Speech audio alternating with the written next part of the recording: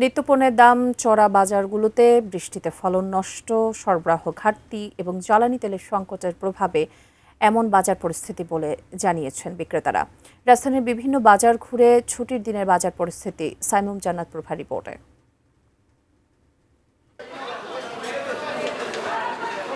রাজধানীর পলাশী কাঁচা বাজার, সেখানে সবজির সর্বনিম্ন মূল্য শুরু ৬০ টাকা থেকে, যার শেষ প্রায় ১২০ টাকাতে।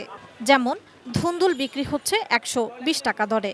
এছাড়া করলা ১০০, চিটিঙ্গা ৯০, সজনে ১০০, চাল কুমড়ো ৯০, বেগুন ৮০, পেঁপে ৪০, লতি ১০০, উচ্ছে ১০০, ফুলকপি ৭০, বাঁধাকপি ৫০, গাজর ৪০ টাকা, শসা ৬০, লেবু ৪০ থেকে ৬০, আলু ২০ থেকে ২৫, কাঁচামরিচ ৮০, পেঁয়াজ ৪০ ও রসুন ১৮০ টাকা।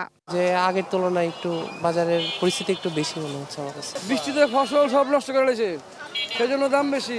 মাছ ও মাংসের দামও বেশ চড়া। বাজার ভেদে গরুর মাংস বিক্রি হচ্ছে ৮০০ থেকে ৮৫০ টাকা দরে।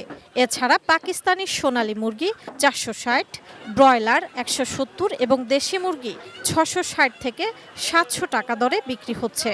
কম দামে পাওয়া যাচ্ছে না কোনো মাছ। রুই মাছ ৪০০ টাকা, শোল ৮৫০, দেশি শিং ৯০০ টাকা।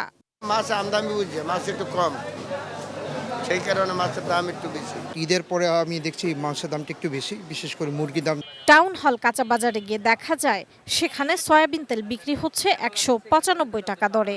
এছাড়া পোলাও চাল ১৩০ টাকা দরে, সরু চাল নাজির শাল মিনিকেট ৭০ থেকে ৮৫ টাকা, মোটা চাল ৪৮ থেকে ৫৫ টাকা, মসুর ডাল দেশি ১৫০, খেসারি ডাল ১০০। বৈশাখ মাস আসায় কিছুদিনের মধ্যে চালের দাম কমবে বলে জানান চাল বিক্রেতারা। ভাতের চাল, সিদ্ধ চাল এগুলা আপাতত এভাবে আছে, চলবো, এমন বেশি বাড়বে না, কমার সম্ভাবনা আছে সামনে বৈশাখ মাস। এদিকে বাজার চড়া হওয়ায় বিপাকে নিম্ন ও মধ্যবিত্ত পরিবারগুলো, ক্রেতাদের মধ্যে বাড়ছে উদ্বেগ। সাইমুম জান্নাত প্রভা, এটিএন নিউজ, ঢাকা।